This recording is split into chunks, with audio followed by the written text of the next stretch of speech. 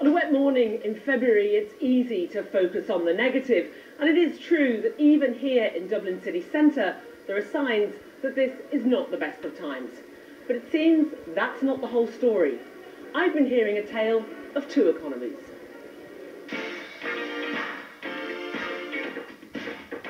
This week we had the news that the US online payments firm PayPal is to create 1,000 new jobs in Dundalk.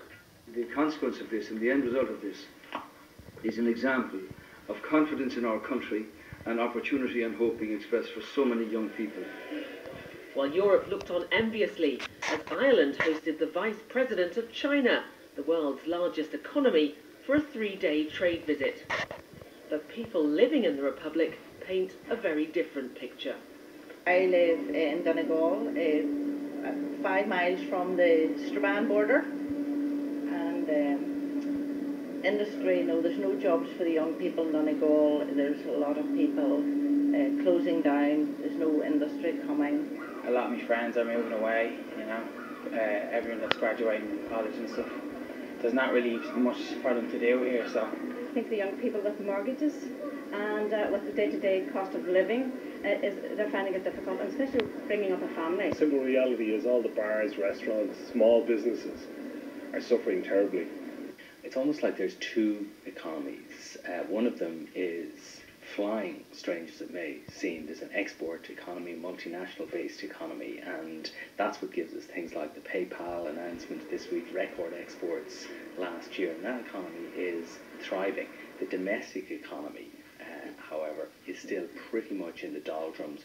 Growth is flatlining, by some measures contracting last year, and that tends to be the economy that most people are feeling. And that economy is also generating its own figures. There's almost 1% more people unemployed than this time last year. We're just over 14%. We have one of the 5th highest youth rate of suicide across Europe, people between 18 and 24, which is an indication of just how much people are struggling. And also, since 2008 to 2011, almost 90,000 people, Irish people, have now emigrated. It was certainly true that of the people we spoke to, only one felt that life in Ireland was improving. I'm an architect, and architects have been particularly badly hit. But even in the construction sector, there is beginnings of growth. It'll be probably longer for construction because it is so badly hit, but the export sector is what's really pulling the whole country along. The European leaders are focusing on the positive in Ireland because they like to see it as an example of austerity measures working. So, has the bailout been a success? That's the $6 million question, or the $45 billion question. In some respects, it is. In other respects, it's simply too early to tell. If there is to be a recovery, and that will take place over 4 or 5 years, then this is what the early stages of it look like. On the other hand, an open export-based economy like Ireland is so susceptible to international, the winds of international trade, and that's why an emerging slowdown in Europe is worrying news for Ireland. Europe needs one of its bailouts to be a success. Ireland is currently the best hope for that. Of course, this isn't just about the Republic. Economists on our side of the border are also watching with interest. It's highly significant for us in Northern Ireland in the sense that the two key, as it were, external engines or main external markets pulling our economy along are, first of all, the Great Britain market, and then secondly, the Irish Republic market. The Republic of Ireland is the destination in terms of exports for about 8% of our manufacturing output each year. It used to be 10%, so you can see there's been a decline there, but still the biggest export market for our manufacturing sector.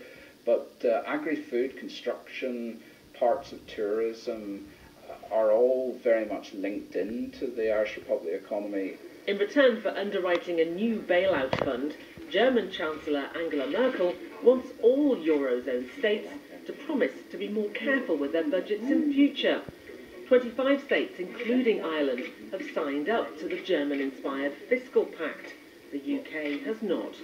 But in the Republic, that could mean another referendum. There's an obligation the public have foisted on governments to have referendums on Europe, but referendums are never on Europe. They're usually on something completely different. In this case, it'll probably be a referendum on austerity, on property taxes, on septic tank charges, and all of these things. If there is to be a referendum and it is voted down, that has huge implications, not just for the future of the entire bailout treaty, but for Ireland's place in the euro. That's an enormous issue, and it's going to be live for the next couple of months.